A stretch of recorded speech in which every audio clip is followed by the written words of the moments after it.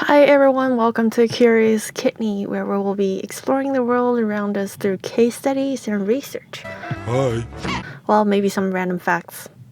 There emerges an interesting phenomenon that seems that companies today are polarizing into either all-encompassing one-stop shops or specialists of a single product.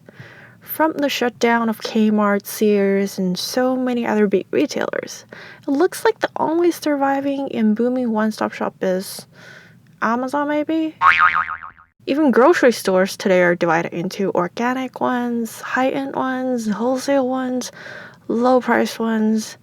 Today we're going to look into some companies that have mastered the single product strategy.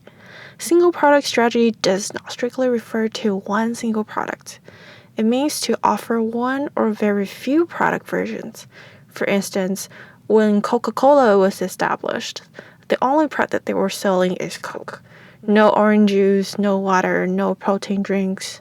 Now when we look at Coca-Cola, we recognize it as one of the biggest beverage companies on the whole planet. They now sell a variety of basically drinkable liquids. So we could say that it started with a single product strategy but gradually shifted away from. Okay, now let's look at companies that are still sticking with a single product strategy all the way till now. Number 1, Morton Salt. I was about to make a video just about Morton, but after writing my script for 1.5 pages, I realized there's nothing more to talk about other than how their early version logo kind of looks like Wendy's, but, well, blonde. I was like, maybe I should expand my scope a little bit, so I hereby created this video. After dozens of rounds of acquisition since its born more than a century ago, now Morton Salt is owned by fertilizer company K+S. I didn't know the company till I was doing my research because, duh, I don't own a single chemical plant or 4,000 acres of cornfield. But it is kind of surprising that the most well-known table salt brand is not owned by a food company, right? Along with Morton Salt, K+S also owns major salt brands in other countries, like Windsor Salt in Canada, Lobos in Chile, Cerebos in France, Vital in Portugal. So basically, they're the Warren Buffett of table salt, kind of. Besides table salt, Morton also sells other salt derivatives, such as pool salt, road salt, even bath salt. What a salty company! Number 2, Jeep. Jeep is known as one of the OG off-road car manufacturers. When we think of Jeep, we instantly come to this mental image of a muddy Wrangler with background of super tall trees and all that wilderness. It successfully built a brand image of outdoorsy, super hardcore vehicles that are super easy to maintain by not only being the inventor of SUV, but also not producing any other types of cars but SUV. I myself drive a Jeep, and let me tell you, I absolutely love my whip. I'm not paid to say this, but it suits my inner wild child soul.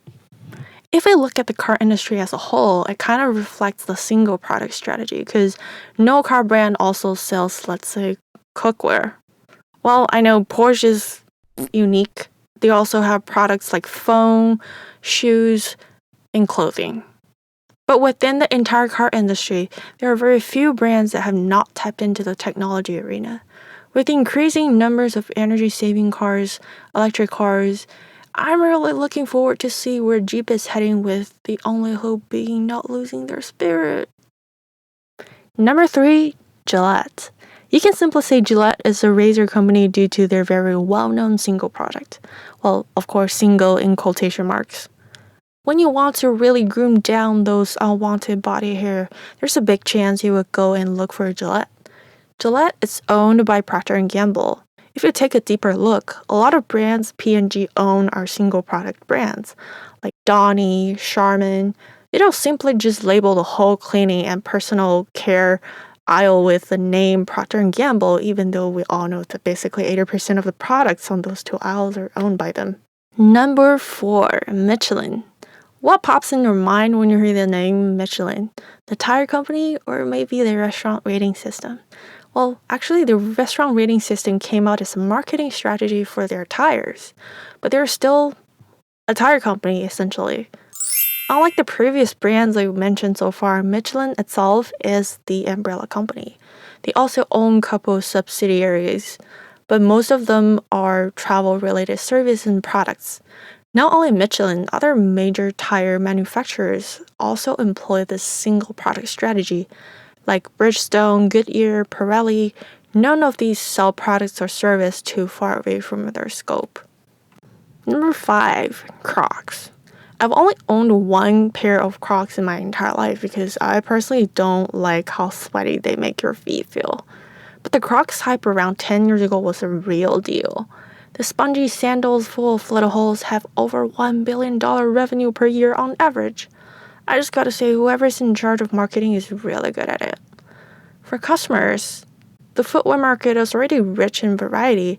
Introducing a brand new concept that has never been seen before and creating the buying and wearing hype definitely need careful yet creative strategizing. Definitely big thumbs up for that. I think one of the major strategies Crocs have been taking since the beginning, besides focusing on their signature products, is #StayRelevant.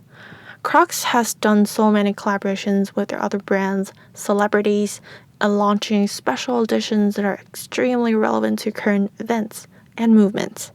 It becomes not only a pair of shoes, but in addition, evolves into the vehicle of public statements where people can wear to express their beliefs, idea, preferences. Here are some honorable mentions. Gorilla Glue, most mattress firms, Tabasco sauce, Dr. Scholl's, Jif peanut butter, sriracha sauce. Okay, just some little thoughts here at the end. While making this video, I kind of see a common trend here. Not only companies are becoming more specialized, today's workforce is also entering into a highly specialized era, so are restaurants.